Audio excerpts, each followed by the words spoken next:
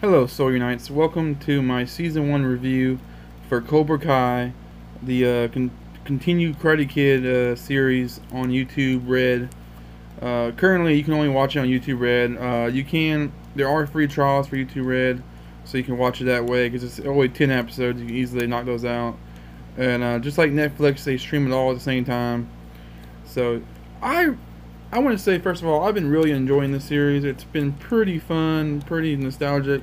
And I'm not even a huge Karate Kid fan. Like, I've seen the first one, but I haven't seen the second or third one. And I like the first one, but I wouldn't say it's like one of my favorite films. And I'm not like super nostalgic about it like a lot of people are. But the show does a good job of just making you care more about the story than I ever thought I would, you know?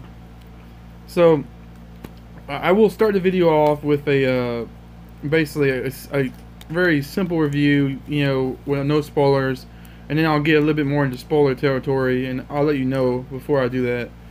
But basically, this is going to be a review for the first, you know, the 10 episode season of Cobra Kai. Cobra Kai essentially takes place 30 or so years after the first movie. It's set in present day, and it's basically the story of Johnny Lawrence, you know, the bully or the rival from the first movie, and what he's been up to all these years. You know, you find, you know, he hasn't had the best life, honestly. He's kind of, it's really interesting because he kind of reminds me of like that kind of classic, you know, the quarterback of high school that doesn't really go anywhere after high school. He just kind of like has a dead end job, or he's like a mechanic or something.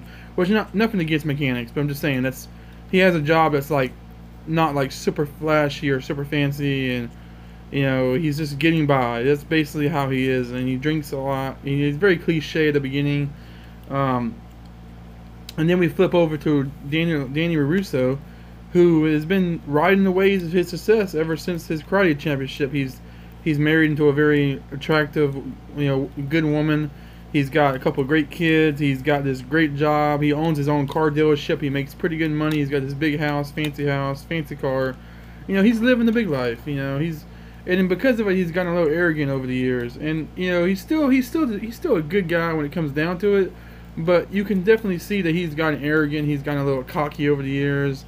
He's kind of forgotten a little bit about how people were back in the day. You know. Like, he mentions about how he always mentions how he was bullied and how he never had these things and he wants them for his kids. But at the same time, he has a spoiled brat, you know, son that actually doesn't get enough evolution in the show, honestly, in my opinion. That's one of the few characters I feel like that they don't focus enough with.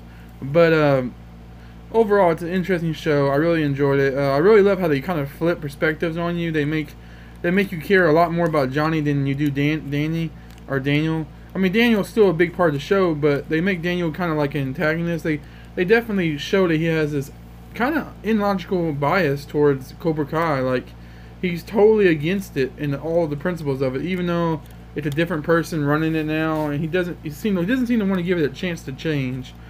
You know, and it's very interesting how he has this almost blind hatred for it, and that's a really interesting thing that they focus on in the show. While Johnny, on the other hand, he prides himself on saying that he's not like Creed, his original trainer, or his original sensei from the movie.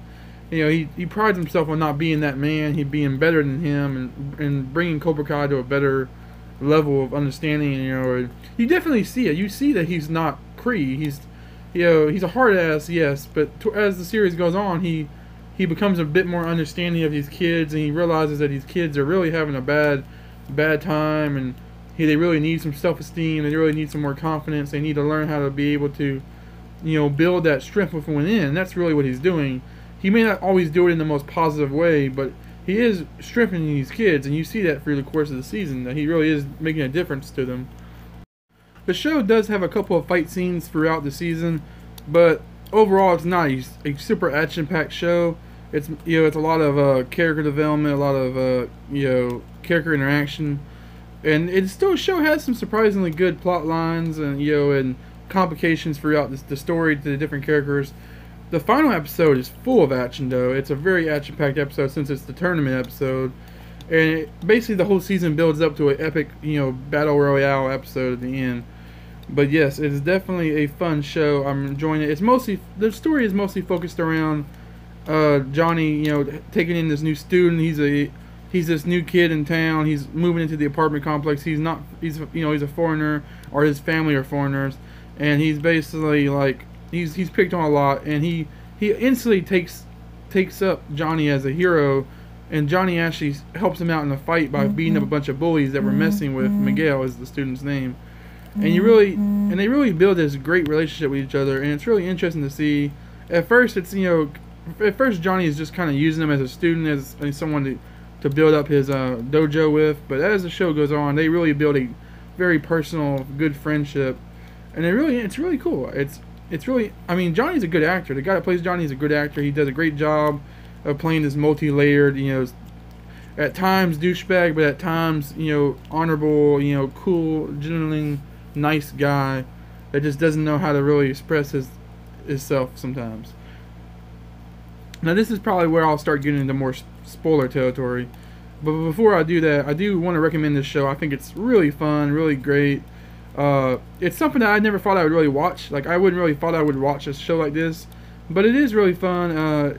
It's got some good action. When there is action, the action is very well done. Good fight scenes, and it does have some very interesting plot developments and plot twists. And it's a fun show. I definitely recommend it. If you can get YouTube Red and you can watch it, watch it.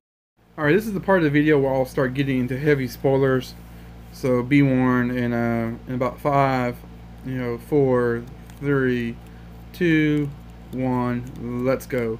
So the first half of the season is it's very tight. It's very focused on Johnny and his student Miguel, trying to teach Miguel how to be a better person, how to be confident and get women, and fight and all this, and fight the bullies off. And it's a very interesting storyline, and it's about episode. And it's interesting because it goes back and forth. Like Miguel tries to fight the bullies in one episode. I think it's episode 3 or 2, but he's not quite there yet. He hasn't learned enough yet, and he gets his ass beat. And it's kind of a turning point for the show, because Johnny really feels bad whenever he finds Miguel beaten to a bloody pulp, in the gym room, the locker room. So Johnny, at that point Johnny's about to give up, but Miguel's like just doesn't want him to give up on him yet. So eventually he learns more and more, and he gets into another fight with the bullies on episode 5, I think, when he's trying to protect the honor of Daniel's daughter, who he really likes at the high school, but Danny's daughter is dating the douchebag bully, but she doesn't know he's a douchebag. Anyway, so he gets into a fight with the 4 bullies and beats them. He learns enough to beat them. He holds his own, and he makes everybody at school like really look at him differently. Everybody's like surprised, and he has his fights. Of course, his fights recorded on YouTube, and it becomes viral. And then all of a sudden, Johnny has a bunch of students. There's like 30 people or whatever standing in front of Johnny's door the next day to learn how to fight. And it's mostly rejects. It's mostly the nerds, the geeks, the people that get picked on a lot. And Johnny doesn't really like that, but at the same time, he wants students, so he starts trying to teach them. He's really hard on them, and he loses a bunch of students in the process of being a hard ass. But the ones he keeps are the dedicated students that become his team or whatever and eventually they go up to the tournament, and it's really interesting. But the dynamic really shifts. The dynamic of the show really shifts once we're introduced to Robbie, who was Johnny's son, who Johnny has a very bad relationship with. He wasn't really there for him when he was younger, and the son really resents him. And the son likes his mom, but his mom's kind of like a whore, and so Robbie's mom is always bringing home a bunch of guys and right in front of Robbie, and Robbie starts to resent that, so he decides he's going to try to go stay with his dad and maybe give his dad a chance. Well, he ends up stumbling upon his dad training Miguel and really seeing the relationship that Miguel and Johnny have, and he gets jealous of it, and he wants to get back at his dad. So he goes and applies to work at Danny's auto place, and he starts slowly acquiring Danny's attention and becoming really friends with Danny. Like, Danny really takes a liking to the kid, not knowing it's Johnny's son. And so Danny eventually teaches him karate to help him defend himself. So it's a really interesting dynamic because Johnny is teaching this guy who's very similar to Danny in a lot of ways. When Danny was his age back in the day, he's teaching this kid that's basically a new age Danny how to be a fighter. But at the same time, Daniel, I keep wanting to call him Danny. Daniel's teaching basically a new version of Johnny how to be a karate kid. It's very interesting. Like, he's teaching Johnny's son how to be a kid, and he's teaching Johnny's son Mr. Miyagi's methods, while Johnny is teaching the new kind of Danny the version, Creed's martial arts skills. It's really interesting how it's kind of shifted like that. So of course, a lot of things happen in between. There's Miguel and Robbie start to build this rivalship against each other because Miguel thinks that Robbie is hitting on his Daniel's daughter, his girlfriend, but that's not really the case. But Miguel starts to push away. I forget the daughter's name, but he starts to push away Danny's daughter because of his rude, kind of arrogant attitude that he's acquiring because of Cobra Kai. So it's kind of interesting because you can see that Cobra Kai is rubbing off on Miguel in both positive and negative ways. And eventually the season ends with their rivalship going to the tournament. They both enter the tournament. They both make it to the very end, and they have to fight each other. And it's a really cool fight. And it's really interesting because it's very conflicted, because Johnny is extremely conflicted because he wants his student to win, but he also doesn't want his son to lose and get hurt. So basically, and then so Daniel then starts coaching Robbie, and he basically tries to help Robbie out. He teaches him some special moves, and the fight's actually really cool. And it's one of those fights where you really don't know who you're rooting for. Like there's reasons why you want Miguel to win. There's also reasons why you want Robbie to win. It's a very intense fight, and it comes down to basically Robbie has a hurt shoulder from a previous fight, and Miguel picks up on the fact that the shoulder's hurt.